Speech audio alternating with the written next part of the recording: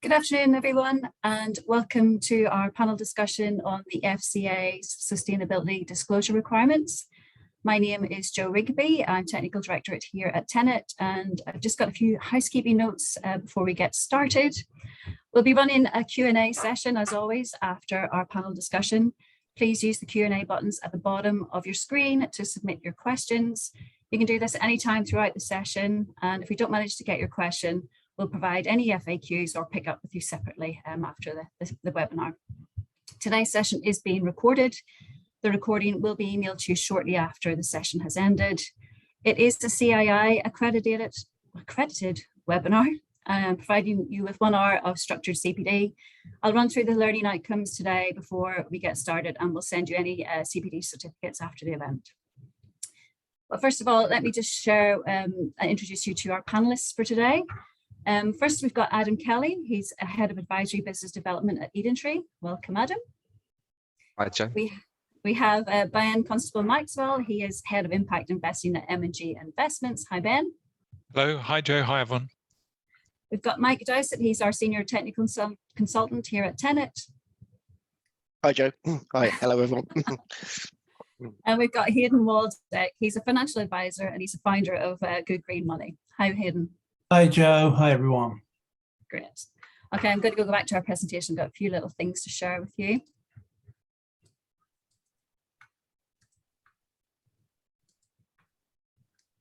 Okay, so first of all, the agenda for today, we're going to have a brief overview of the new labels and the anti-greenwashing initiatives that the FCA are proposing. We'll then have our panel discussion and then followed by a Q&A.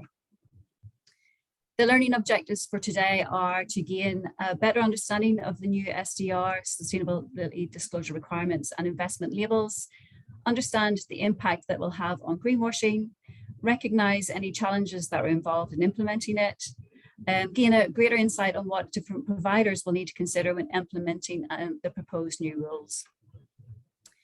But first of all, let's have a quick look at why the FCA are consulting in this area.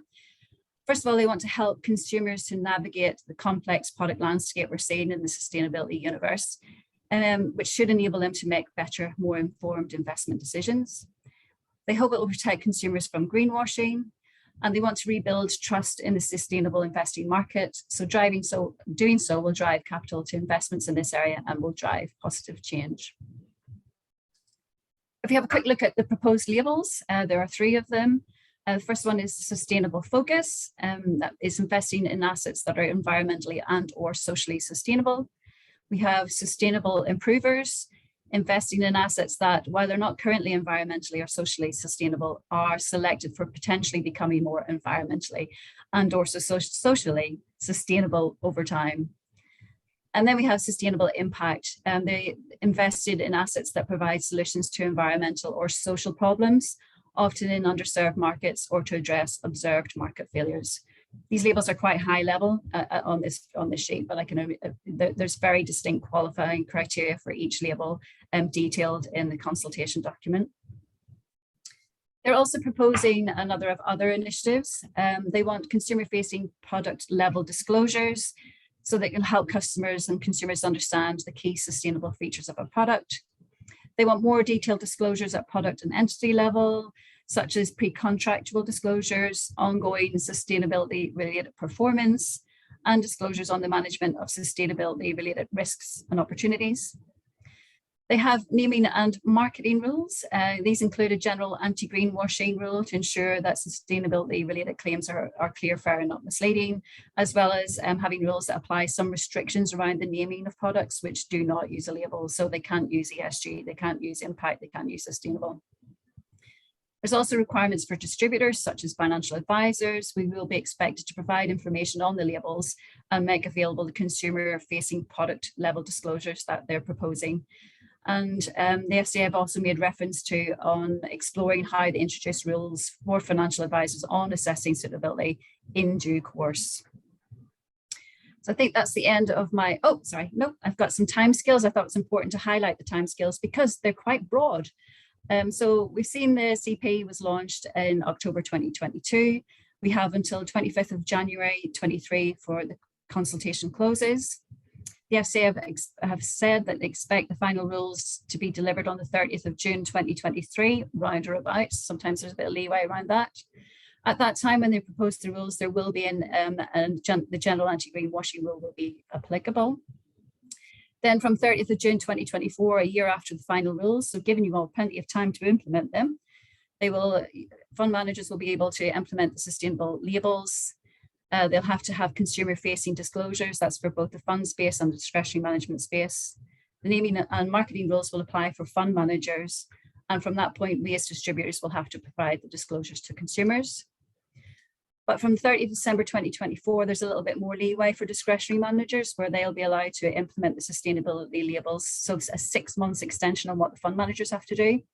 And then they'll have to apply the naming and marketing rules from that point as well.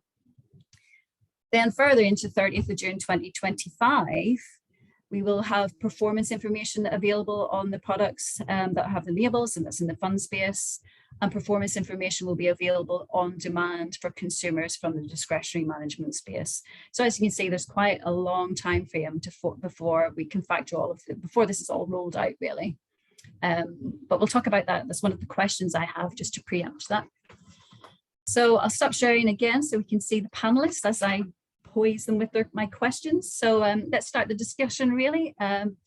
So what was your initial thoughts on the labelling initiatives from your own firm's perspective? There's quite a lot included in there. Adam, what was your views from Eden Tree's perspective? Yeah, thanks, Joe. I think, so those of you that don't know Eden Tree, we are wholly dedicated to responsible and sustainable investing. That's all we do. We've got over 30 years experience in this area. I think initial thoughts is it's probably still too early to have a house view because we're still under consultation and we are consulting with the FCA. But I think personally, my role as head of UK sales and distribution for the advisory market, I think it can only be a good thing. So if we're looking at starting to build confidence in consumers around this particular area and anti-greenwashing and avoiding greenwashing, that has to be a good thing for the market, in particular for fund managers like Eden Tree, where it does feel as though at times we're dragged into the same categories as some of the firms that have been involved with greenwash. So from my perspective, I would say it's definitely a positive step in the right direction. The more guidance and support we can provide advisors for their end clients and for their consumers, the better. I think it's just taking it steadily and under consultation is the right approach, because like anything, Joe, it's not going to be the final product when it first launches. This is going to take a number of iterations before I think that it's finalized. But all in all, it's a positive step in the right direction. Time frame wise, I think it gives enough time for people like fund managers like Eden Tree to put this into place. Now, luckily, we've got a number of these the requirements already functioning, so it's more about an adjustment and making sure they meet the FCA requirements in full. I think for other businesses, clearly this is going to be a huge development and some major steps. So I think I'd rather it's a longer process and done correctly than rushed through and we end up with a product that doesn't suit anybody, doesn't meet any needs. Okay. Adam, thank you. Ben, have you got a view? Hi, yes, I do have a view. And again, a bit like Adam, it's probably, we're at a stage where we're sort of cogitating and consulting internally as well as externally with peers and sort of associations and the FCA as well. So these are sort of preliminary thoughts, I would say. We're all going to caveat that on this call. But yeah, look, I think it's a really important step if you think about the FCA's sort of core objective and responsibility of protecting the consumer through this mechanism. I think it really sets out to do exactly that, and in a very much needed way. I think the risk of greenwashing, like we've been talking about, is a big one, and greenwashing isn't just about kind of miscommunicating. It's, I think, about slowing down the progress towards sustainability outcomes that personally, I think we really need to support and drive forward. So I think pushback against greenwashing is really crucial. Clarity for the underlying consumer, our customers, is incredibly important.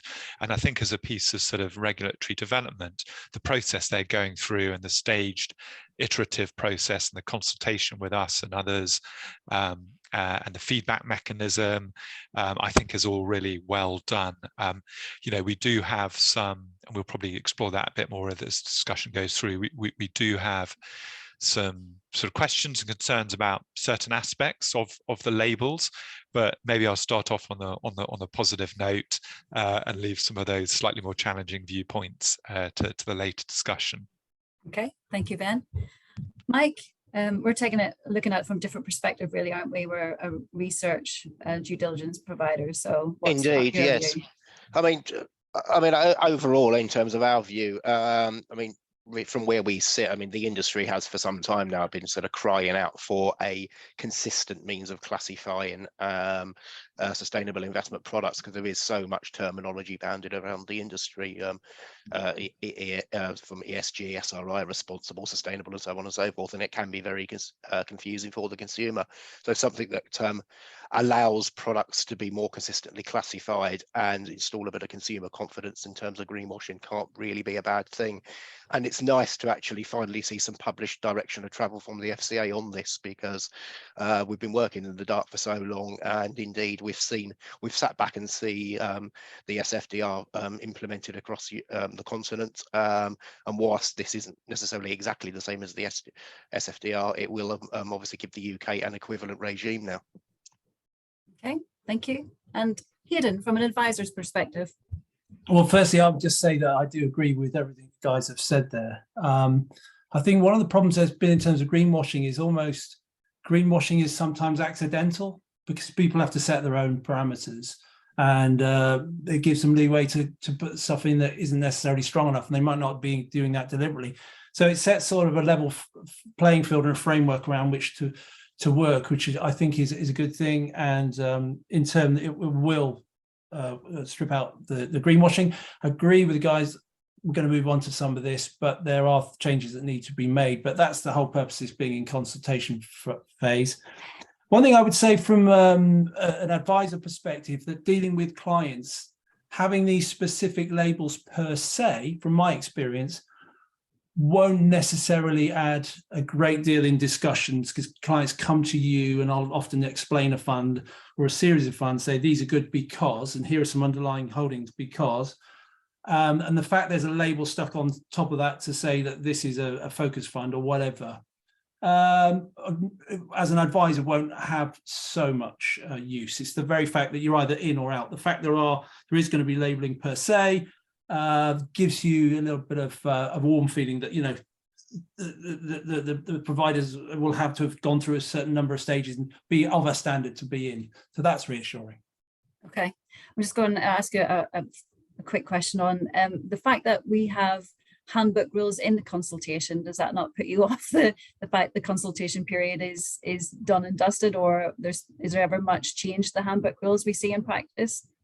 Well, yeah, it is a risk, but I'm hoping that they are malleable here. This is a motive area where there's an awful lot of necessary subjectivity within defining what is a ESG or an ethical fund or what isn't. So you have to tread carefully, and I think there will be an awful lot of feedback on this, more than a lot of other issues where things are more black and white. Yeah. So I'm sure the FCA will react.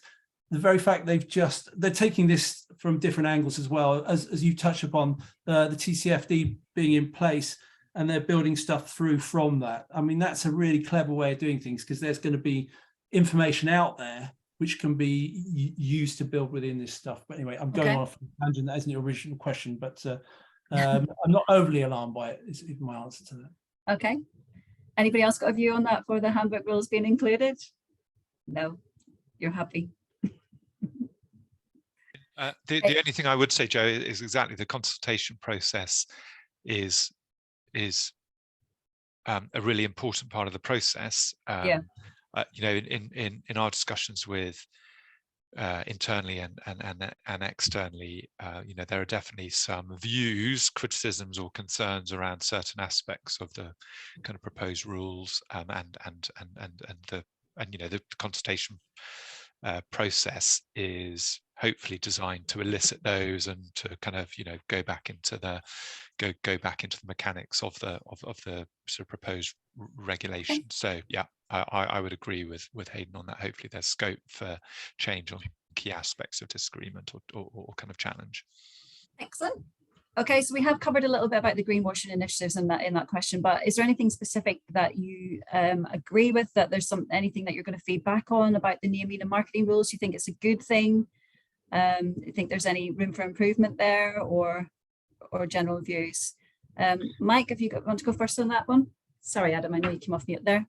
I'll ask you next. Yeah, I mean, in terms of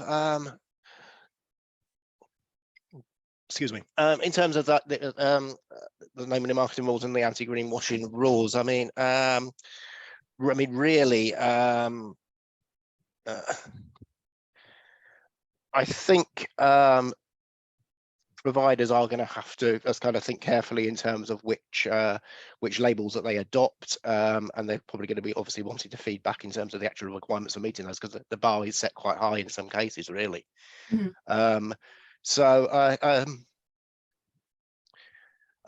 whilst I think the requirements will go a long way to address greenwashing, I mean, things like the naming requirements, for instance, funds that don't adopt a label, they will be prevented from using certain terminology within their names and so on. And it's quite a long list, but it's not an exhaustive list.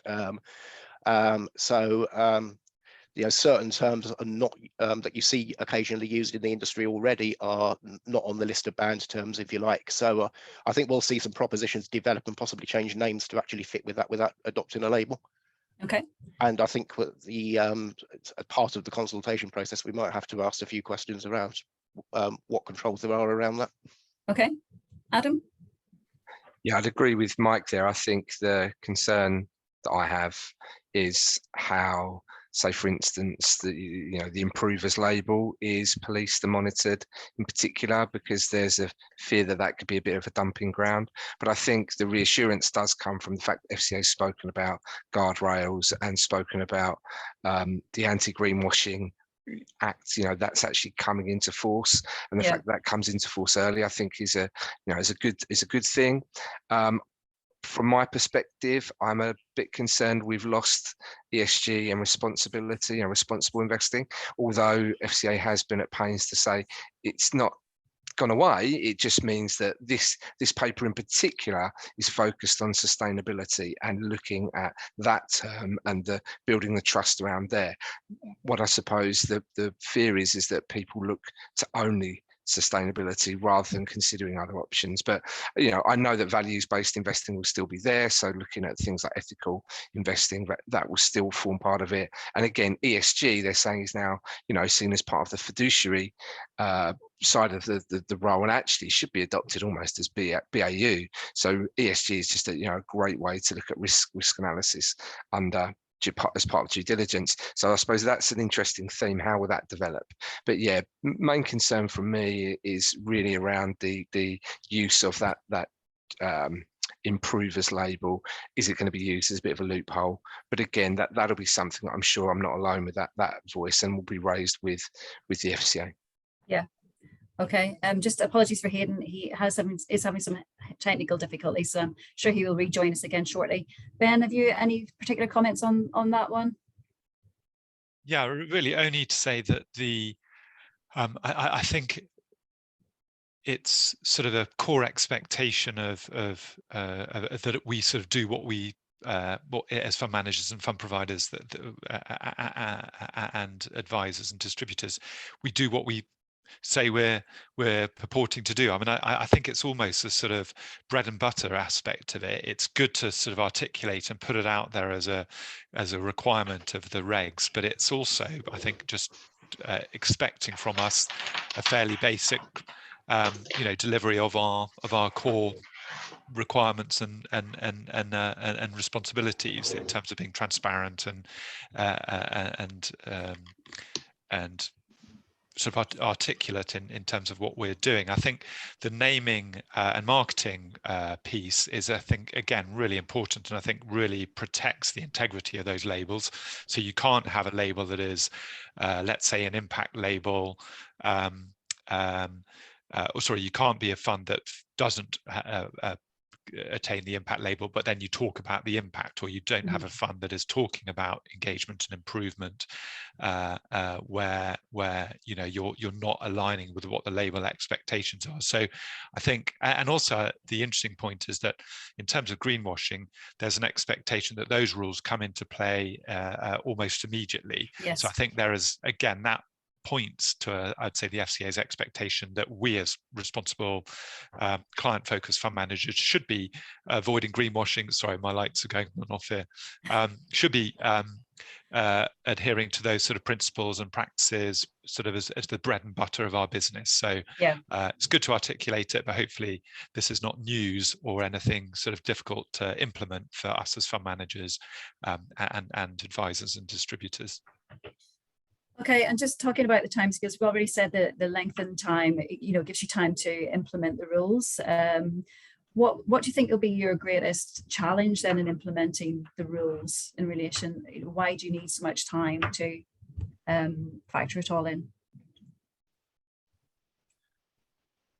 Yeah, was that me to quickly finish? I'll give quickly our view, and I think first of all that I think the timelines are clearly set out, and I think there's sort of plenty of time for certain aspects of it, i.e. the implementation of us for identification of the label and then adherence to the label. I think all that makes sense. I think the one area where we sort of foresee some challenging kind of implementation is the creation of the consumer-facing disclosure sort of document, which I think, again, is probably well voiced, but the FCA have said that it needs to be done, but they haven't said what form it needs to take, or they haven't sort of stipulated what form it needs to take. So we as a broad industry are going to have to come up with what that looks like and then roll it out, not just among funds which have a label, but all those funds that may not have a label.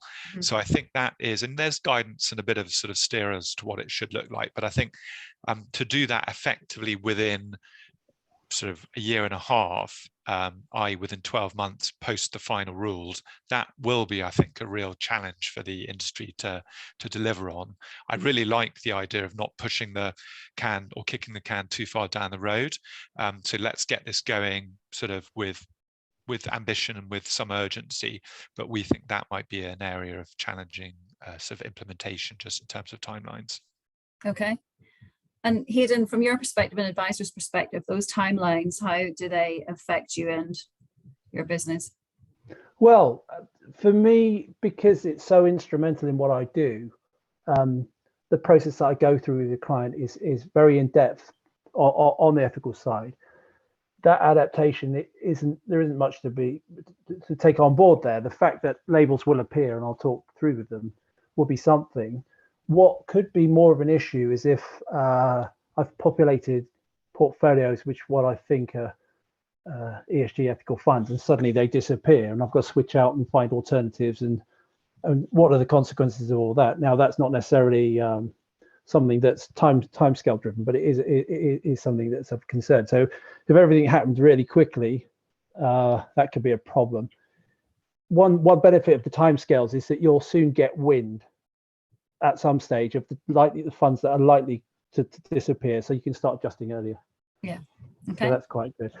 And the other thing is, if we make knee-jerk reactions that we find out are wrong, and then take further adjustment later on, you could end up actually denting the credibility more than improving it. So I think slowly and steadily has definitely got some merit.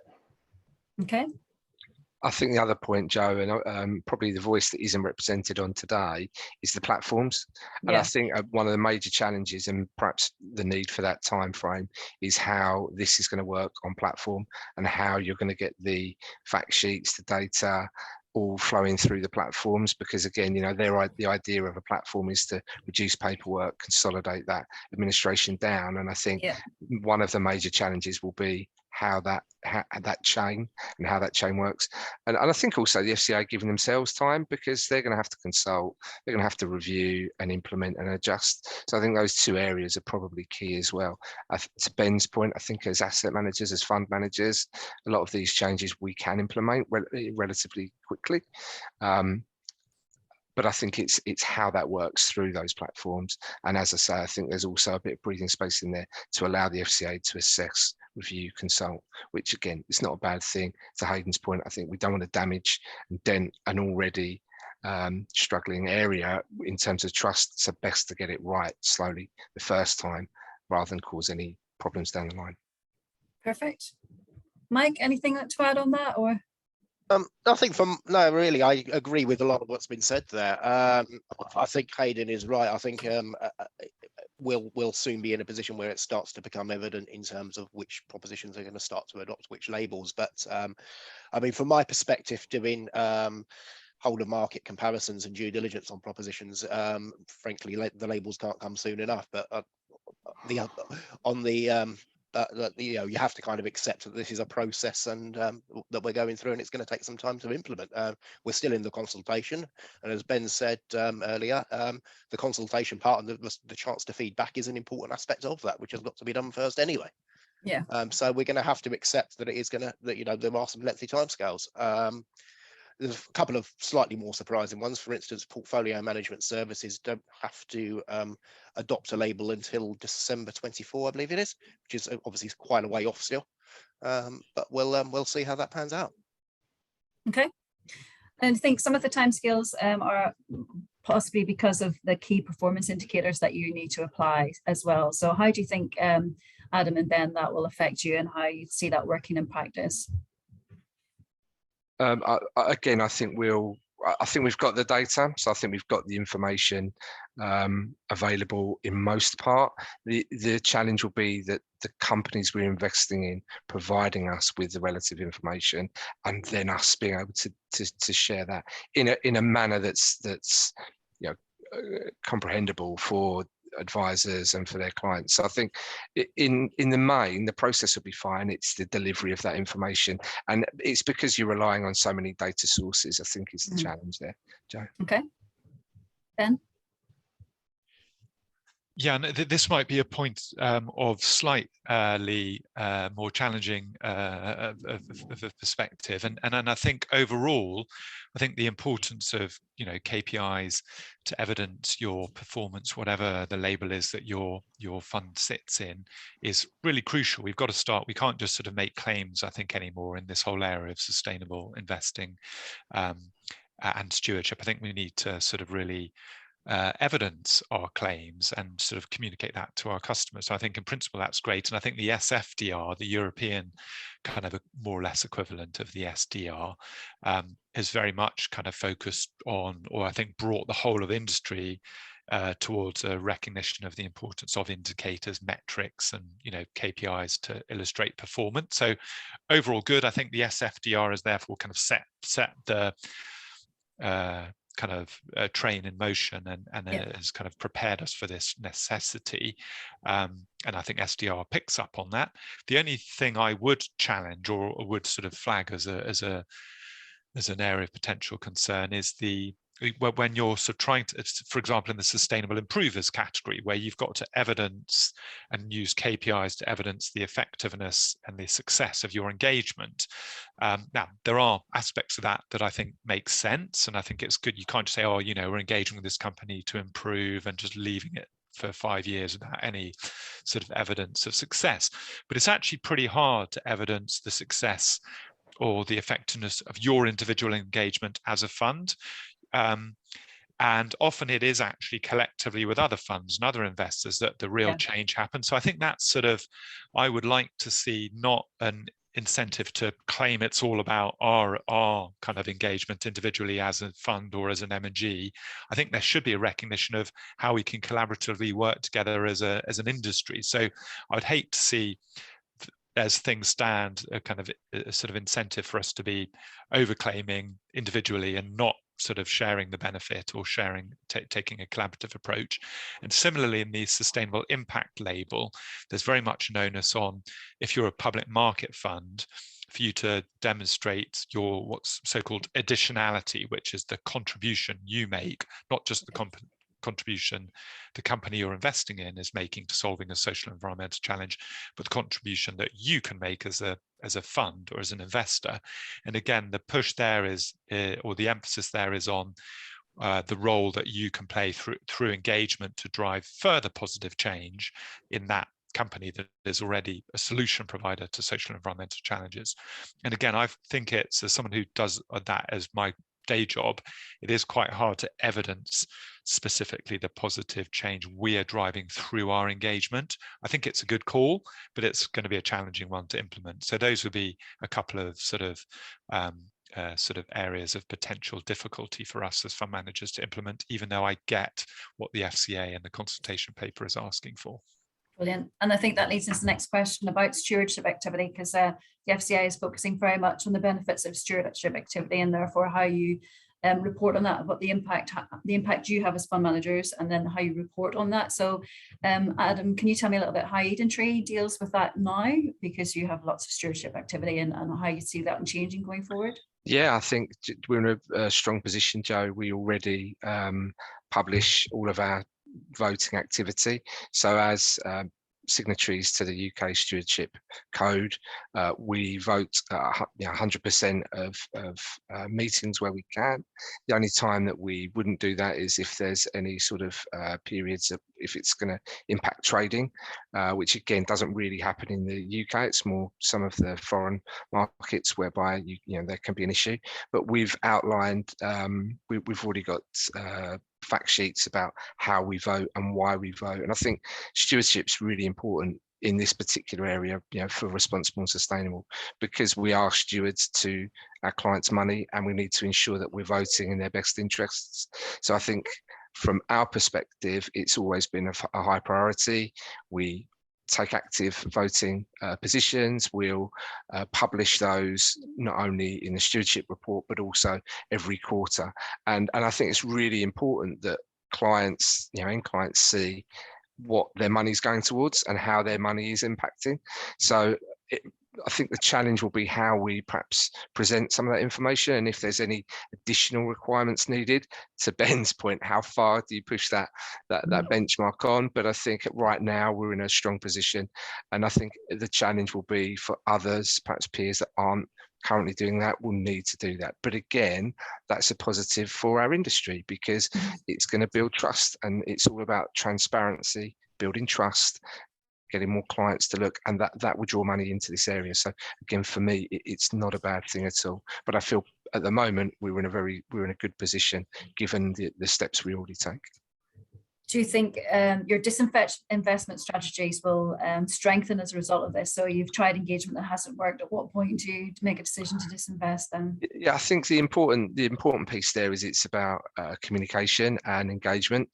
So I think alongside stewardship, engagement's really key, whereby it's not just the voting, it's the ongoing conversations that you have with the heads of these companies, and ensuring that we're talking to them. It's not always about exec salary pay. It might be that we've got experience in certain areas that we can pass on to these companies as well, and we've done that in the past. So I think actually engagement first and foremost, before we then look at voting. And I think, as you say, the idea of stepping away, that's really the last resort. We'd want to avoid that wherever possible, and make sure we're engaged first and foremost.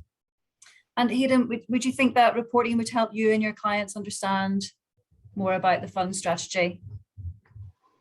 What, stewardship reporting? Yes. No, absolutely. I think it's stewardship is fundamental. That is a key building block of why these funds should exist. I mean, it's how the whole industry grew in the first place was to have that type of influence. I think one of the areas where that's up for debate is what will happen to passive funds. I know this is something you've raised before, but my thoughts are you could you could use some clever stewardship metrics in terms of voting, so that you could create a service that provides data on, you're invested in stock X, there was a voting opportunity. Did you vote? Didn't you vote? How did you vote? And that stuff should be widely spread across every fund that wants to purport to be in this space. And you could bolt that onto some passives that do that. And if they choose not to vote, then they're out. So yeah, that sort of data is key.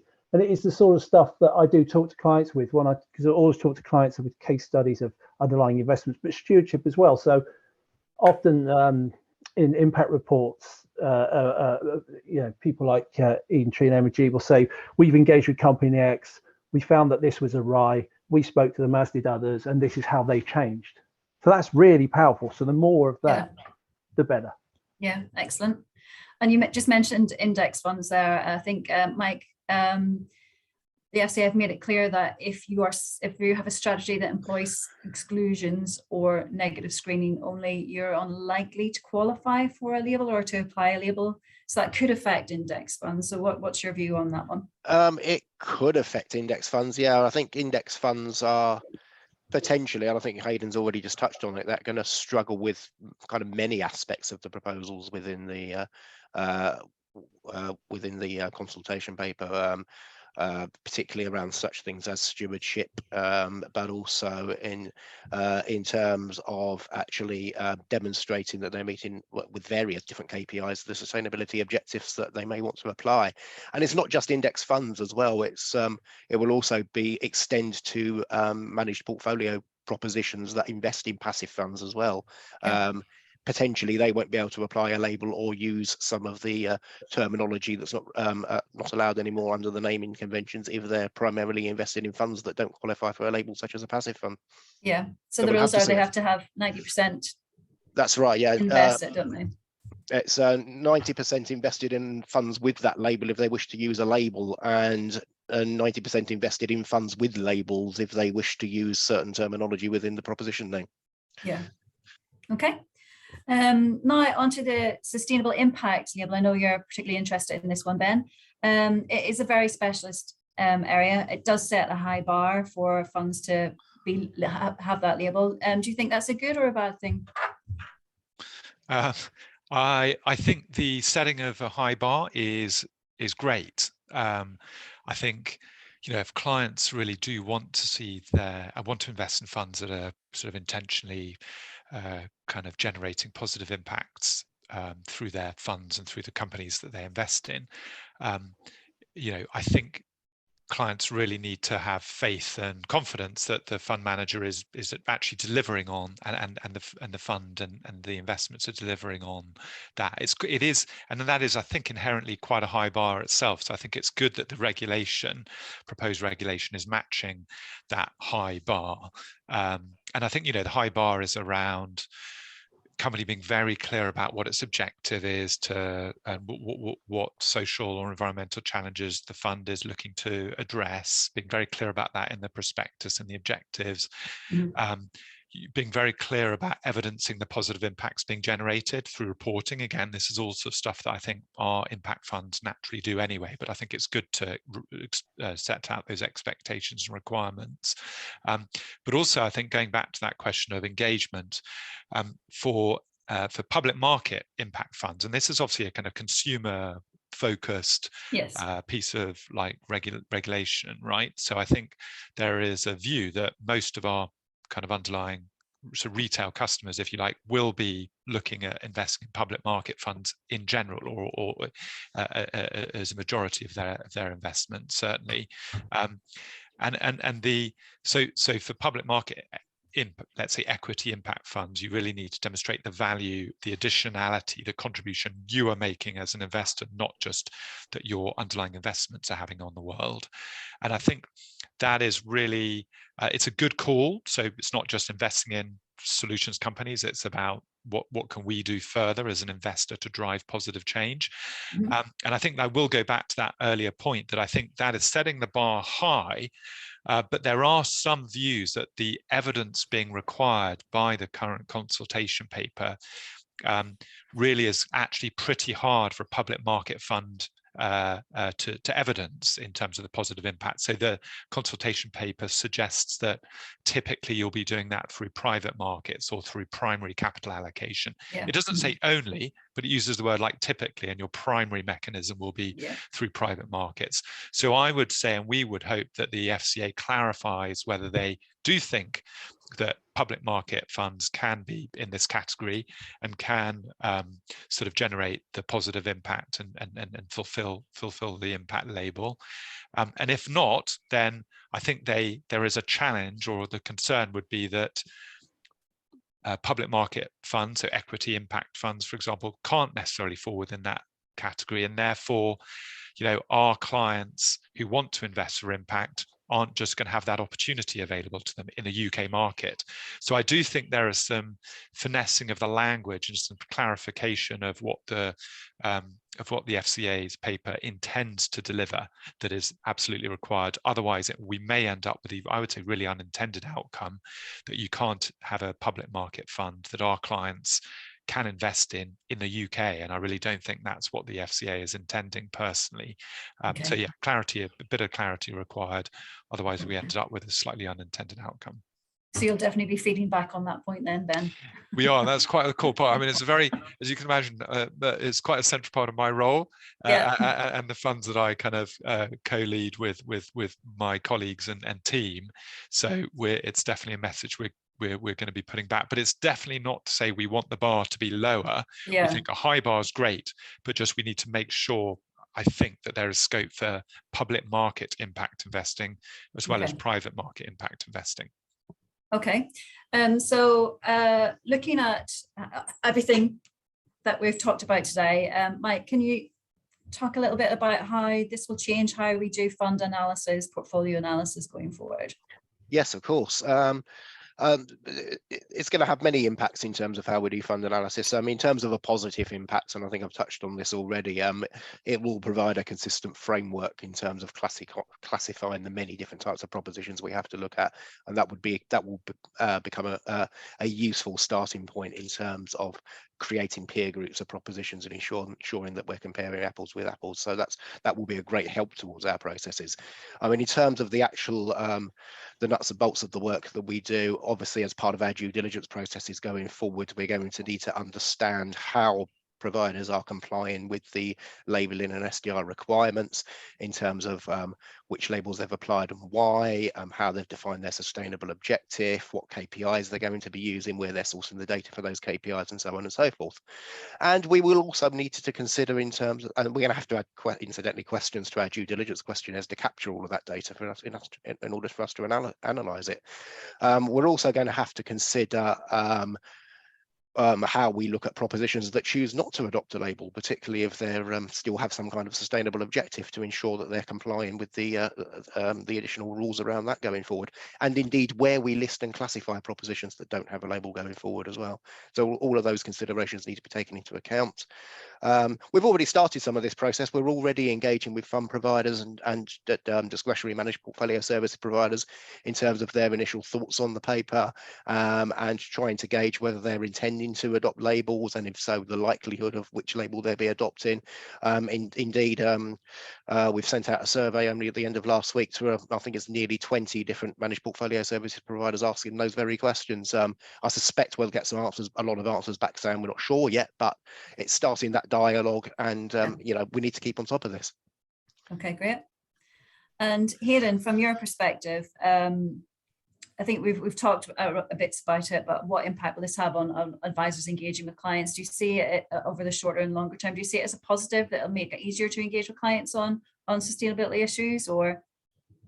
Well, one impact it'll definitely have, as we alluded to, that it'll give you, well, firstly, more confidence that if a fund has got a label, it is of a standard.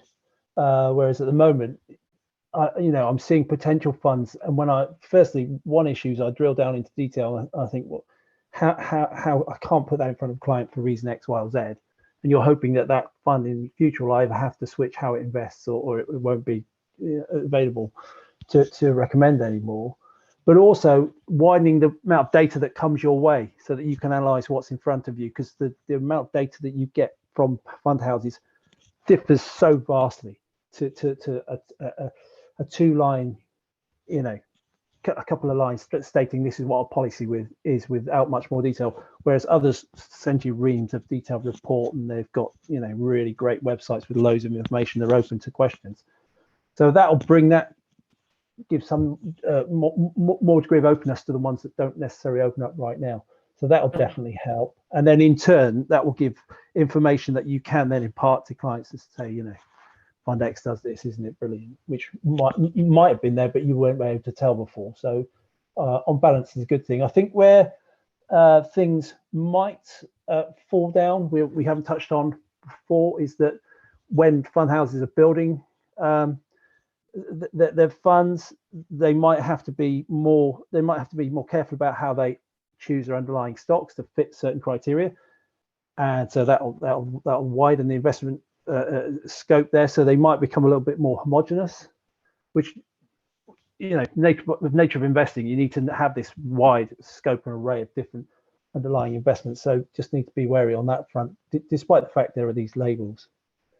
And then the other one is there might be the odd fund house that's got an ESG fund bolted onto their more conventional process, that thinks, you know, we've dipped our toe, we've got X amount invested in this, but it's not one of our largest funds, and it's actually a decent fund.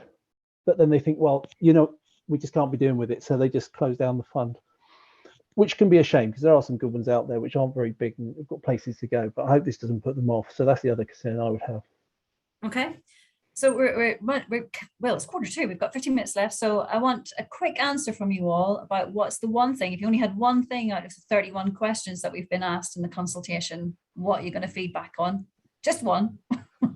Ben, I'll start with you because you sort of intimated at it already, haven't you? I probably have, but I'm going to use this chance to mention something else, which is one of the challenges, and it's slightly touched on by what Hayden said. One of the challenges is the way that you can only choose one label per fund. I mean, and you therefore can't sort of embed one of the strategies that's represented by the other label in a fund. So, for example, you can't have sustainable focus and sustainable improvers. I think it's quite a natural approach within a sustainability or an ESG fund to have, you know, some really good high quality companies that have already progressed down the sustainable journey, and then intentionally have some other investments in that fund which are kind of improving and have got where you can use your engagement to push for change.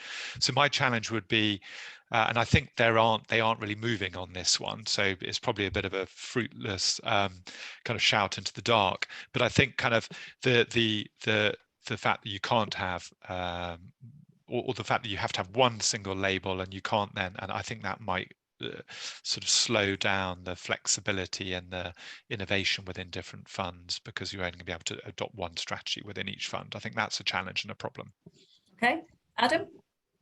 Yeah, I think Ben's right. Focus on the labels in particular. For me, it's more around what's happened to the responsible element and that ESG element, and where is that going? Because I think it's a great thing that we're focused on sustainability and why we're doing it, but I don't want the other areas to get lost. I think they're just as important. We just need to make sure they are positioned correctly. Would probably be the way I'd say. So what are the FCA doing about that? Okay, Mike? Yeah, well, I'd quite like to understand a bit more around the 90% requirement for portfolio management services, particularly in terms of the impact on hybrid propositions that might currently be, say, 50% passive, 50% active, of which there are quite a few out there. Okay. Hayden? Well, I'm going to impress you, Joe. I've actually got a question number for you. So question number 8 says, do you agree with our proposed qualifying criteria? If not, what alternatives do you suggest and why? And then this is good. And it says, in your response, please consider whether the criteria strike the right balance between principles and prescription. And principles versus prescription is what this is all about. You don't want them to be too prescriptive. But then again, if they're not, then, you know, greenwash can leak. In terms of the criteria that they use to do this, then yeah, no, I've got some thoughts, which is sort of, we've touched upon a lot of it today. So I would say question number 8 is where I would focus that answer. And so I think we came to this webinar talking about, do we think the FCA's planned sustainability labels will help wipe out greenwashing once and for all? So can we make a conclusion on that, do you think? Is it a step in the right direction? Are they, I don't think they're way off the mark. So it is, I can say it's a step in the right direction. Any other views, comments on that?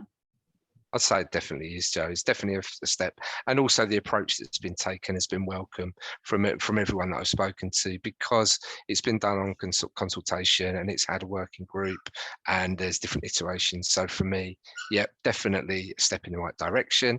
Let's just all help it, you know, be a positive change, because at the end of the day, the door's open for us to feedback. I think if it doesn't work, we've only got to look at ourselves to blame, because we are there to feed back in and read this and consult.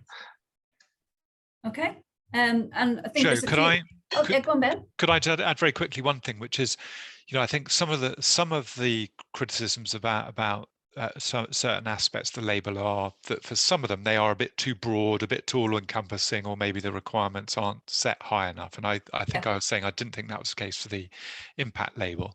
But so, you know, sustainable improvers could include lots of companies which just have on a gradual path to improvement. I think the FCA is countering that criticism by saying, look, you've got to evidence what you're doing to engage and push that company to prove, and you've got to report on the improvements being made or not on an annual basis. So I think and in the sustainable focus category, which is potentially, you know, very broad, and one of the challenges that are flagged there is, you know, you only have to have 70% of your investments in that fund in that category in a sustainable investment, and you could have 30% in non-sustainable investments. Again, that's a potential challenge for it being too broad and therefore not really addressing greenwashing. But on that one, the FCA is saying you have to, and we touched on it in the discussion earlier, on that sort of unexpected sort of statement. So in other words, if your reasonable client wouldn't expect to see, let's say, an oil and gas company in that 30% other bucket, you have to set that out yourself as a fund manager, explain why you've got it in there. So I do think there's potentially things are quite broad, but in each case where it might be a bit too broad, I do think the FCA have countered that by putting some sensible stipulations in place. In other words, I do think they are really driving in the right direction for challenging greenwashing. Okay, I think, are you referencing there the unexpected investment provisions that we've got to do? So what the client wouldn't expect to see in a portfolio, in your portfolios, you have to call it out and explain why it's there. So I think that's important, but one man's unexpected investment could be somebody else's expected investment because of what the engagement activity. So I think that's going to be difficult to implement, really, from your perspectives. Agreed, but I think it puts the onus on the fund manager to at least not sweep it under the carpet, so to put it out there. And if all fund managers start having to put it out there, then you might kind of coalesce around a broad consensus about what is expected and what isn't expected. But I think, you know, the sort of the effect of sunlight is a very kind of powerful antiseptic, or whatever the expression is. That you know, having to disclose and put it out there, really, I think maybe the expectation is that will act as a bit of a self-policing mechanism. Yes. Okay, so I think the questions we've been asked have been covered really in what we've discussed today, but do feel free to ask us any follow-up questions if you want. You can contact us at research@tenet.co.uk. As I mentioned earlier, we will send out the webinar by a recording after this session, and we'll send out some FAQs and a CPD certificate for those who attended over the next few days. Any final comments, because we've got a few more minutes left, guys, or happy for me to close? I think we've talked enough about it for now. I think I need a drink of water. But but thank you very much for taking the time to spend with us today, everybody. And thank you for everybody for attending. And we'll hopefully see you soon. Bye-bye. Thanks, Joe. Thank you. Bye-bye. Bye-bye. Thanks, Joe. Thanks, everyone. Bye.